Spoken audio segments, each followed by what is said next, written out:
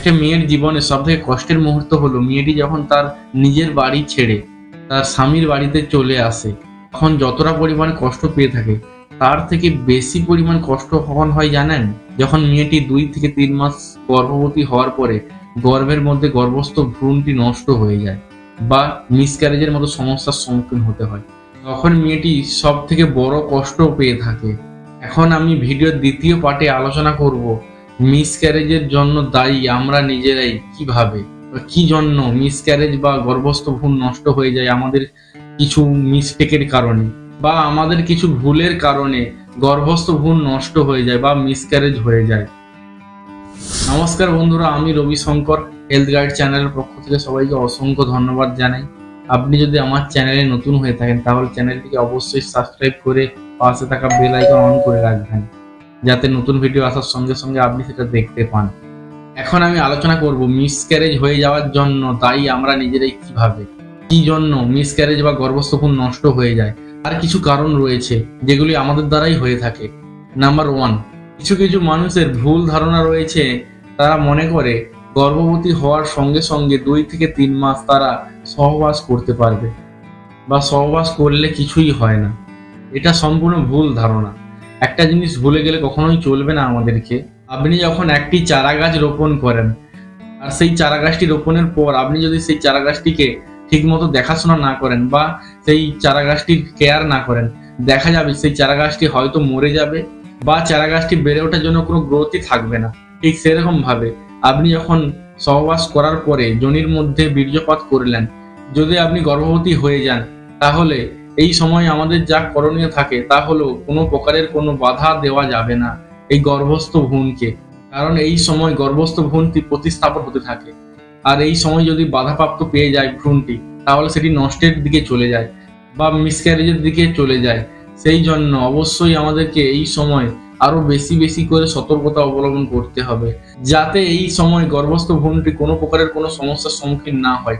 সেই দিকে আমাদেরকে অবশ্যই নজর দিতে হবে। এই জন্য গর্ভবতী হওয়ার সঙ্গে সঙ্গে সহবাস থেকে আমাদেরকে অবশ্যই দূরে থাকতে হবে। নাম্বার 2, আরো কিছু কিছু ভুল ধারণা রয়েছে। প্রথম 2 থেকে 3 মাসের মধ্যে মনে করে আগে যেমন কাজ করতো ঠিক সেরকম ভাবে এই গর্ভবতী হওয়ার পরেও 2 থেকে 3 মাস এই সমস্ত কাজ করা যায়, যেমন সিঁড়ি বেয়ে ওঠা।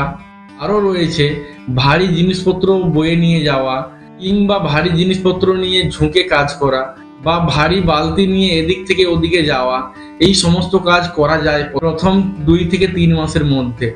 এই ধারণাটিও ভুল, কারণ এই সময় কি হয়, গর্ভের মধ্যে ভ্রূণটি ধীরে ধীরে করে বাড়তে থাকে এবং সেটা গর্ভাশয়ের মধ্যে প্রতিস্থাপন হয়ে ভ্রূণের আকার নিতে থাকে। আর আপনি যদি এই সময় এইসব ভারী কাজ করে থাকেন, সেই গর্ভস্থ ভ্রূণটি বাধাপ্রাপ্ত হয় এবং সেটি ধীরে ধীরে নষ্টের দিকে চলে যায় বা মিসক্যারেজের দিকে চলে যায় এই ভ্রূণটি। নাম্বার 3, গর্ভপাত বা মিসক্যারেজের জন্য দায়ী আরেকটি কারণ অন্যতম, সেটি হলো আমাদের অস্বাভাবিক লাইফস্টাইল মেনটেন। এই অস্বাভাবিক লাইফস্টাইল মেনটেনের জন্য আমরা অনেক প্রকারের সমস্যার সম্মুখীন হতে হয়। তার মধ্যে অন্যতম 2টি কারণ রয়েছে, যেই কারণগুলির জন্য আমাদের গর্ভস্থ ভ্রূণ বা মিসক্যারেজের মতো সমস্যার সম্মুখীন হতে হয়।